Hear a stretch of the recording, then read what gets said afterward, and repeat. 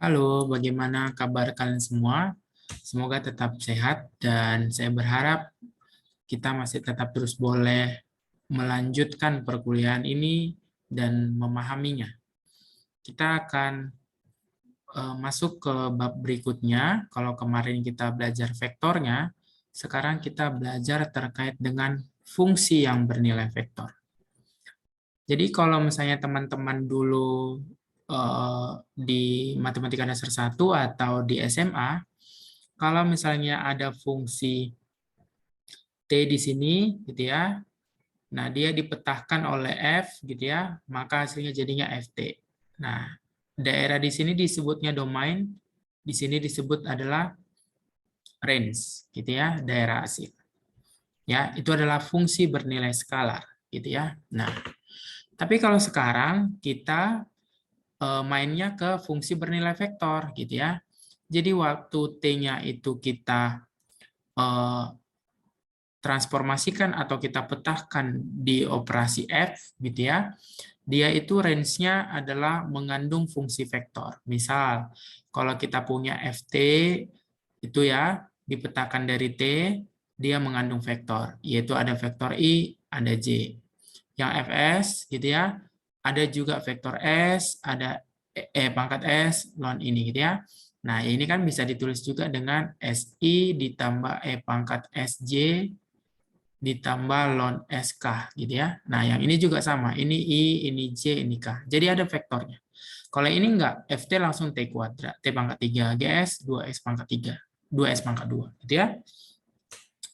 Nah, jadi karena kita belajar waktu di fungsi, ada yang namanya kalkulus, yaitu terkait dengan ada yang namanya limit, ada yang namanya diferensiasi atau turunan, ada juga yang namanya integral.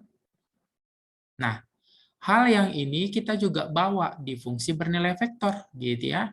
Jadi kamu nggak usah pusing limit diferensiasi atau integral di fungsi vektor ini, karena sama persis dengan limit diferensiasi atau integral di fungsi biasa.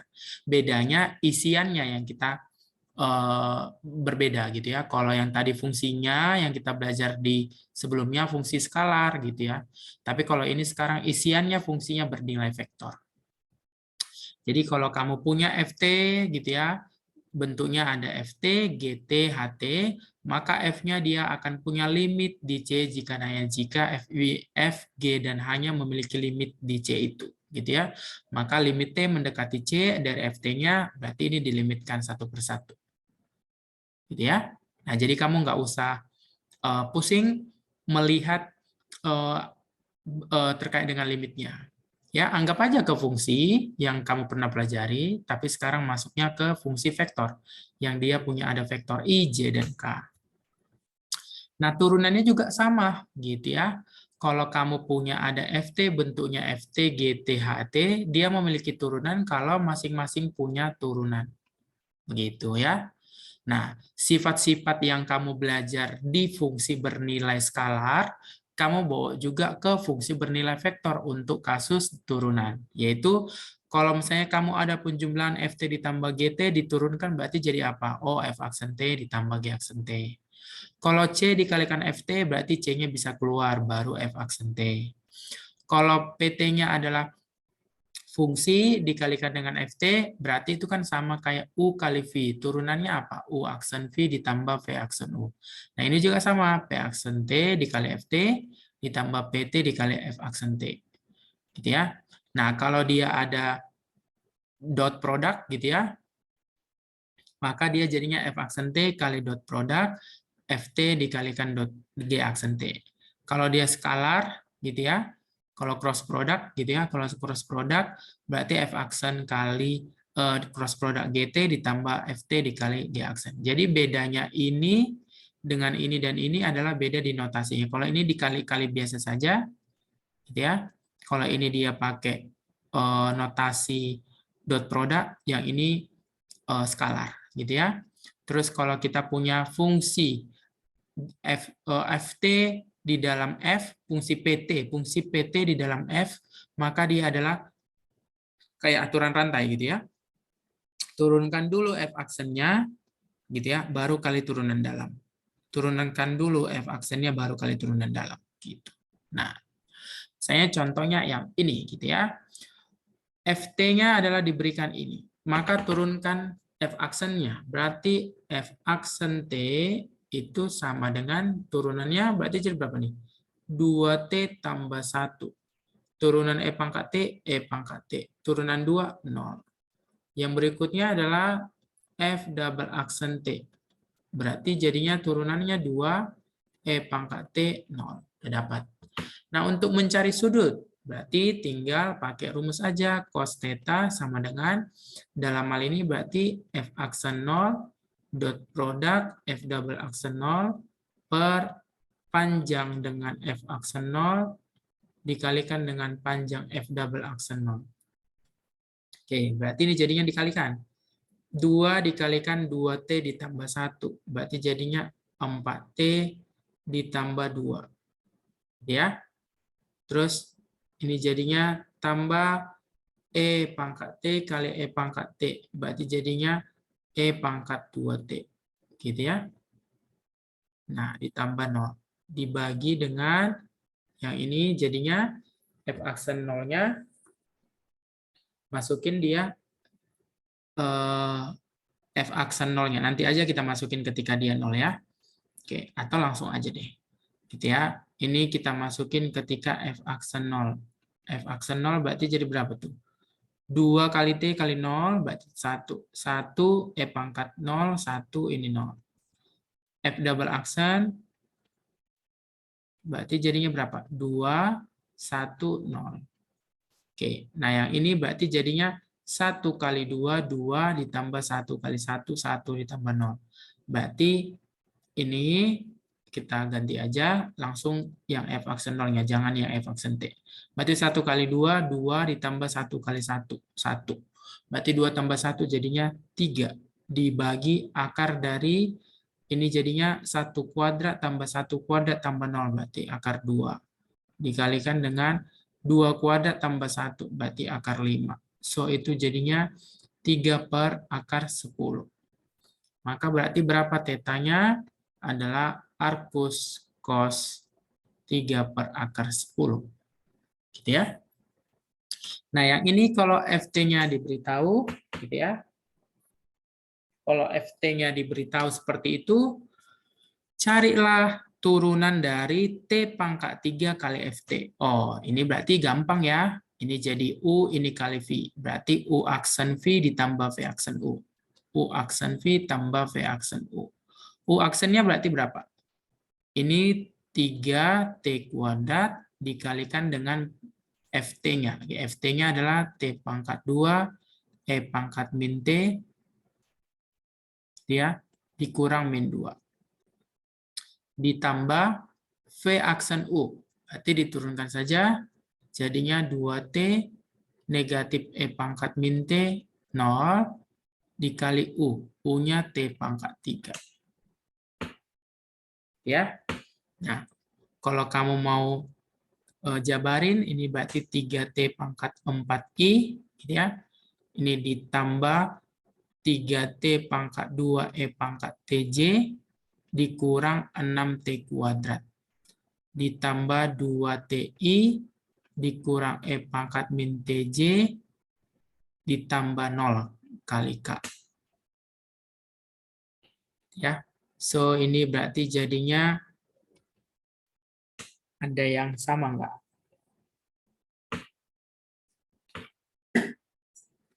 Tuh, ini jadinya 2T pangkat 4 ya. 2T pangkat 4, yang ini E pangkat min T kali T pangkat 3. Oke ya, ini 2T kali ini 2T pangkat 4, I, min negatif E pangkat min T kali T pangkat 3J, tambah ini ya. So, berarti jadinya 3T, ini 2T, berarti ini jadinya 5T pangkat 4I. Terus yang dia mengandung E pangkat min T ternyata ada ya, yaitu yang mana aja, yaitu 3T kuadrat, dia dikurang T pangkat 3, yaitu E pangkat min TJ. Gitu ya. Sisanya yang mana? Sisanya adalah ini K ya. Oke, dikurang 6T kuadrat K. Gitu. Nah, kalau untuk mengintegralkannya, berarti jadinya 0 sampai 1 T kuadrat dt tambah 0 sampai 1 E pangkat min T dt tambah 0 sampai 1 min 2 dt. Maka ini jadinya sepertiga T pangkat 3 0 sampai 1. Integralnya ini adalah 0 sampai 1 dikurang 2T 0 sampai 1. Berarti ini jadinya sepertiga saja. Oke, itu jadinya dikurang E pangkat min 1 ditambah E pangkat 0 jadinya dikurang 2T. Ya, berarti ini jadinya sepertiga I gitu ya. Ini adalah J tutup begini ditambah ya, ini J, yang ini K, gitu ya. So, berarti hasilnya adalah sepertiga I ditambah 1 dikurang E pangkat min 1 J ditambah 2 dikurang, sorry, ini kan negatif ya, negatif 2K. Nah, karena 2 kali 1. Min 2K. Oke, gitu ya. Oke. Berikutnya kita akan belajar yang namanya gerak kurva linier. Gitu ya. Nah, jadi misalkan ada kita punya T di sini gitu ya. T-nya menyatakan waktu dan ada koordinat titik P di sini. Ya. Nah, terus ada diberikan persamaan X membentuk FT, Y-nya adalah GT dan Z-nya adalah HT. Nah, vektor ini si RT itu adalah memuat FTI tambah GTJ tambah HTK. Ya, dengan pangkal di pusat koordinat, gitu ya. Di pusat koordinat. Pangkalnya di pusat koordinat. Gitu. Nah, maka si RT ini disebut sebagai vektor posisi titik P pada saat T. Jadi, kalau ada titik P di sini, maka ini adalah dari titik pangkalnya si RT, ya. T-nya ini kan bergerak ya. Nah, T-nya ini berubah-berubah, maka titik P ini akan bergerak sepanjang lintasan. Nah, geraknya itu disebut sebagai kurva linier. Dan si RT-nya ini menyatakan vektor posisi. Gitu ya. Dia menyatakan vektor posisi. Nah, kalau kita belajar vektor posisi dan gerak, berarti di dalamnya ada yang namanya kecepatan dan percepatan. Nah, apa rumus si FT-nya? Kecepatannya adalah turunan pertama dari R aksen. Turunan pertama dari vektor posisi. Dan apa AT-nya adalah turunan pertama dari kecepatan. Gitu ya. Turunan pertama dari kecepatan. Jadi, kalau misalnya teman-teman lihat gitu ya. Ya. Ini dia si RT-nya. Ya, maka si RT-nya itu adalah ini, maka si AT-nya adalah ini dan si PT-nya adalah gini, ya. Oke. Nah, sekarang kita melihat ke contohnya. Oke. Sebelum ke contoh, ini ada yang namanya panjang busur, ya. Kalau kamu punya FT, GT, dan HT yang menyatakan vektor posisi, maka panjang busur lintasan saat T dari A sampai dia B, rumusnya adalah A sampai B panjang vektor R aksen T. Maka ini ya, A sampai B ini terhadap DT. Oke. Nah, kalau misalnya RT-nya adalah vektor posisi titik, maka fungsi panjang busur, kalau ini panjang busurnya, fungsi panjang busur didefinisikan sebagai panjang lintasan dari A sampai sembarang. Maka dia adalah A sampai T, R aksen U, DU. Ya, T-nya dia lebih besar dari A sembarang, dari A sampai sembarang, maka dia A sampai T. Gitu ya. Nah, biasanya kalau kita belajar kecepatan-percepatan ada yang namanya laju kan ya. Nah, laju itu berarti dia adalah panjang si FT. Gitu ya. Atau bisa juga dengan panjang si R aksen T. Karena si PT itu adalah R aksen T. Ya, jangan lupa kalau ada ditanya laju maka rumusnya adalah ini. Oke. Misalnya contohnya ini ya. Nah, saya lihat coba contoh yang nomor 3 gitu ya. Saya lihat contoh yang nomor 3. Gitu ya. Karena kalau ini mencari vektornya ini saya serahkan ke teman-teman ya. Vektor percepatan dan kecepatannya pasti akan bisa lah gitu ya. Misalnya disuruh untuk carilah vektor kecepatan dan percepatannya. Berarti ini turunkan sebanyak sekali, itu kecepatan. Turunkan sebanyak 2 kali, maka itu percepatan. Nah, sekarang saya lihat nomor 3 ini. Nah, nomor 3 ini, saya diberikan ada X sama dengan 3 cos T, Y-nya adalah ini, dan T-nya bergerak. Gitu ya. Nah, saya mau gambar dulu sketsanya. Nah, saya lihat dulu ya. Ini kita punya adalah begini ya. Kalau ada X, A cos T, Y-nya adalah B sin T, maka kalau saya buka ini, saya kuadratkan, saya bagi dengan A kuadrat, terus yang ini saya kuadratkan, saya bagi dengan B kuadrat, apa yang terjadi? Yang terjadi adalah A kuadrat cos kuadrat T dibagi A kuadrat, tambah Y kuadratnya jadinya B kuadrat sin kuadrat T dibagi dengan B kuadrat. Ini ke sini habis, ini ke sini habis. Sisanya tinggal cos kuadrat T ditambah sin kuadrat T, yaitu 1. So, berarti X kuadrat per A kuadrat tambah Y kuadrat per B kuadrat sama dengan 1. Ini persis dengan apa? Persamaan elips. Dan ternyata dengan bentuk yang begini, itu persis dengan elips gitu ya. Kenapa bentuknya elips? Perhatikan ya. X-nya 3 cos T. Bergeraknya dari 0 sampai 2pi. Cos T itu dia paling tinggi berapa? Paling tinggi 1, paling rendah min 1. Berarti kalau dikalikan 3, berarti di sini ada min 3, di sini ada 3. Setuju ya? Nah, kalau Y-nya apa? 2 sin T. Sin T itu bergeraknya dari berapa? 1 sampai min 1. Kalau dia kali 2, berarti ada min 2. Ada 2 di sini, berarti ada min 2. Min 2. Nah, kalau kamu gambar kan gini. Nah, kurang lebih kayak elips ya. Kurang lebih kayak elips. Berarti di sini ada angka 1, angka 2, di sini ada negatif 1, negatif 2. Di sini ada juga angka 1, gitu ya. Nah, si titik P itu kan anggap di sini gitu ya. Nah, si titik P itu ada di sini. Titik P. Nah, titik P ada di sini. Nah, berarti dia ada ke titik pusatnya ya, ke titik pusatnya. Oke, nah titik pusat. Nah, ini kan titik pusatnya kurang lebih begini ya. Jadi kalau misalnya kamu punya P di sini, si PT-nya kan ke arah sana ya. PT-nya ke arah sana.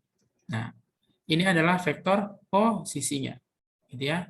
Ini vektor posisinya. Nah, berarti kalau begitu kecepatannya berapa? Berarti si PT adalah R aksen T.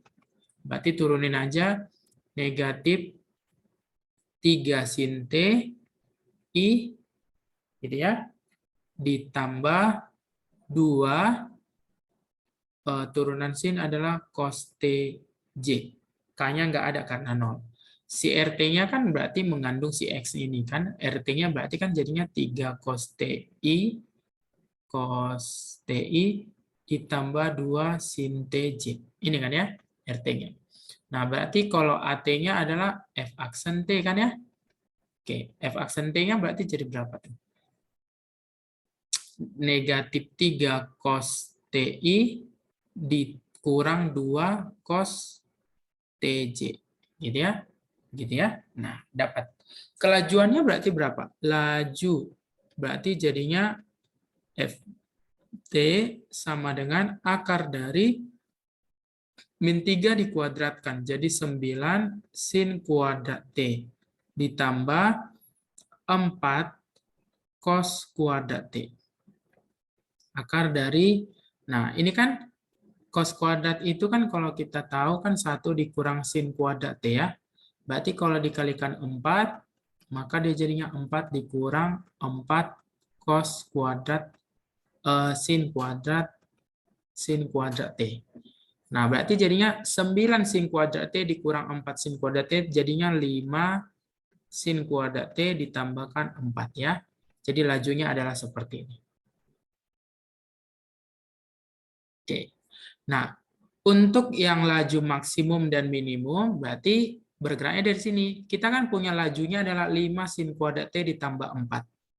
5 sin kuadrat T ditambah 4. Kita tahu tadi sin kuadrat sin T itu dia adalah dari negatif 1 sampai 1. Ya kan? Dari negatif 1 sampai 1. Nah, sin kuadrat, sinnya ini kan kuadrat ya. Berarti kapan ini paling maksimum adalah ketika dia sin kuadratnya itu adalah 1 kan ya? Paling besar 1 kan? Nah, berarti kapan dia akan membuat 1 ketika T-nya itu adalah plus minus 1 kan? Karena kuadrat pasti akan dia jadi 1 atau minus 1. Jadi, ketika si sin T-nya, berarti ketika sin T-nya adalah plus minus 1, maka ini akan menjadi maksimum. Jadi, dia akan maksimum ketika sin T-nya plus minus 1. Dan berarti hasilnya berapa itu? Hasilnya ketika dia sebesar 3 ya. Karena 5 ditambah 4, yaitu akar 9. Akar 9 jadinya 3. Gitu ya.